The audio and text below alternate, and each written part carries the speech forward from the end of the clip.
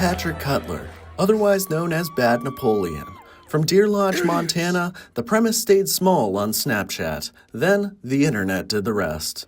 Anyway, here's the bit. Grizzlies win by 50 billion. Yes! Patrick, it's a pleasure to have you here out in the studio here in Missoula, Montana. Let's kind of start off with the basics here.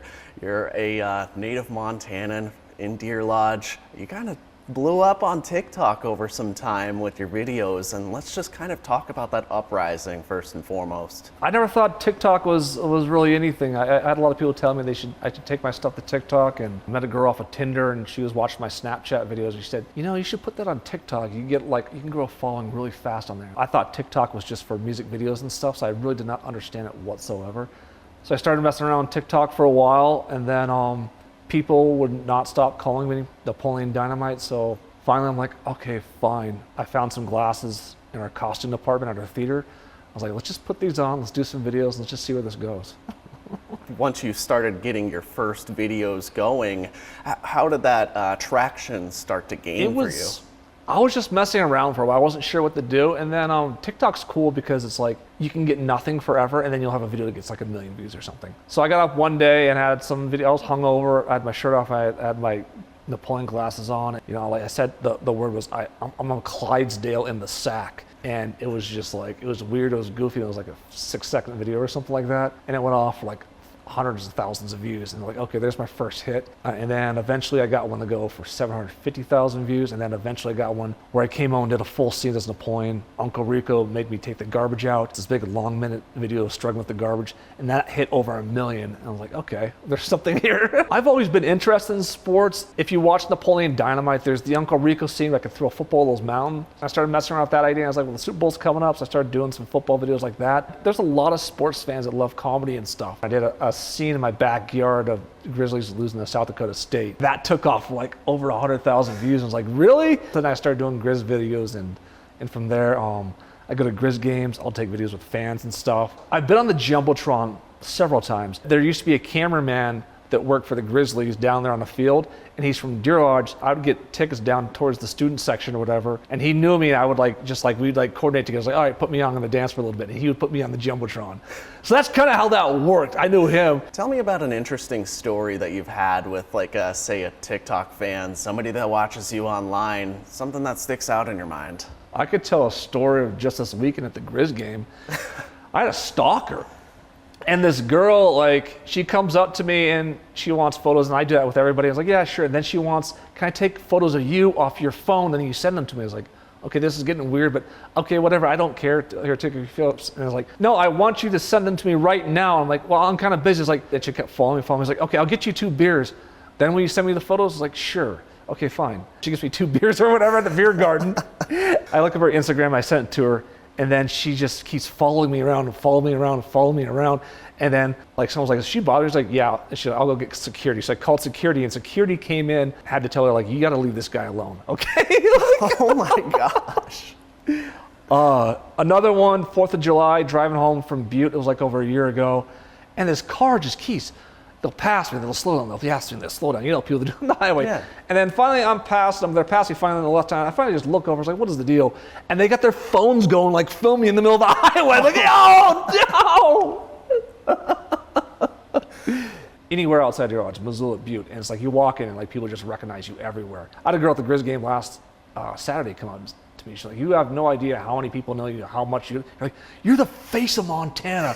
Well, I wouldn't go that far, but like some of them are like that, like, yeah, this is so cool. Like, so it's a lot of gratefulness and gratitude towards all that. I can't help but ask, but you got to do some of the bit for us. Grizzlies win by 50 freaking billion. Gosh, freaking idiots. Yeah, it's the worst quarterback ever. Yes.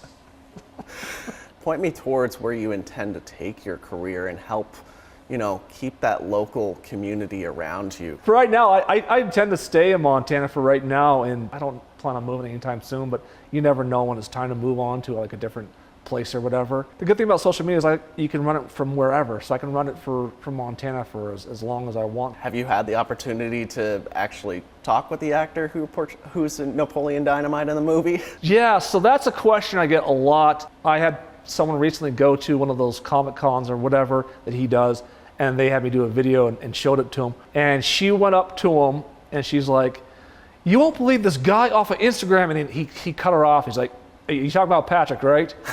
Oh no. So I was like, yeah, they're very well aware of me, and I'm friends with Pedro, actually, Efren Ramirez. He's a really nice guy, really cool guy. I haven't technically spoke with him yet. I think somewhere in the future, we could cross paths and do something together, whether it be like a short skit or a short film or something dumb like that. I could see happening. Now, I'm kind of curious how your Grizz fandom has kind of developed over the years. My dad's over there, and we would come across to see the Grizz games like all the time as a kid. It was like the Grizz going up as a kid is the big sporting event in the entire state of Montana. Because back then the Bobcats didn't practically even exist. Just being honest, we would go to a Bobcat game. It'd be like watching a high school football game.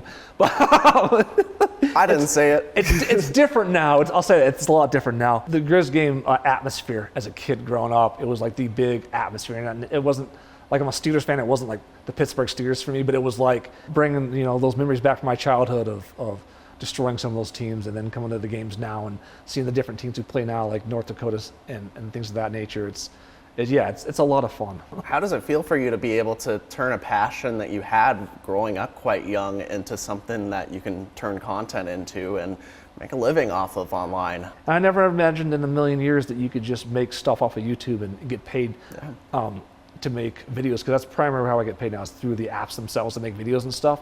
Anybody can go in there and create some kind of content and make money of it, whether you're selling products or whether you're just trying to get views and do it that way. But it's insane, because I never envisioned a world where I could just do 5 or 6 second stupid videos and get paid to do it. I was in the world where full feature films was it, and we're gonna watch movies in theaters your entire life, you're gonna watch it on VHS or DVD, and that's how people are gonna consume content.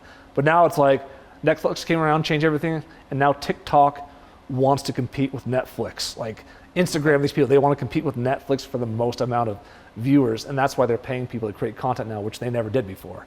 Kind of explain to me what you intend to take with your career kind of going forward now that you've gained a notable traction, and what lies for the future. I look at all the different paths, and I could always get back into films. I don't want to direct films anymore, but I would act in a movie. I don't want to waste your time on a movie that's not going to be seen by anybody. Yeah. So, but I kind of look at things like the Mr. Beast route, where like passionately trying to do videos that get the most amount of views as humanly possible. Like I think that's just building a massive brand, doing something like that on a level like that, because that's where things are going no matter what. Yeah, so I went from someone who went to the belief system of full feature films are the future, that's the only thing that's ever going to exist, to no, I'm not doing YouTube, no, I'm not doing TikTok, to this is the future. This weird app TikTok changed everything, and now this is the future, and let's just ride the wave and see where this goes. Do you have fans kind of hitting you up being like, are you going to be at the Grizz game? Will I see an appearance from you?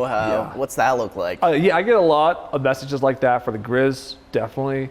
I even get some from Bozeman, because I do have friends over there, but I do get messages like, are you going to be at the game? And I don't go to all the games, but like I got hooked up with the frat last year, and we had a jolly good time with the frat. Oh, I'm sure. Yeah, the frat was awesome, and they've always told me like, you ever need tickets? I don't need. I can get my own, but like they were pretty cool. Like so, they hit me up every once in a while. And now, Patrick, is there any other last remarks that we have for Montanans out there who are watching this as well? Some people who are back home, or just people who are maybe unfamiliar with you and want to get to know you. We are living in an economy that, it sucks for like homeowners and buying homes and things of that nature, but you also live in the first ever time in history where you can go out there and do anything that you want or can think of and get paid for it and make a full-time income.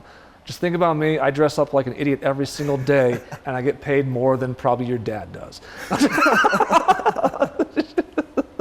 Hey, it's not a bad way to make a living. Yeah. No, it's not bad at all. Patrick, again, it's been a pleasure and an honor, and go Grizz. Yeah, go Grizz.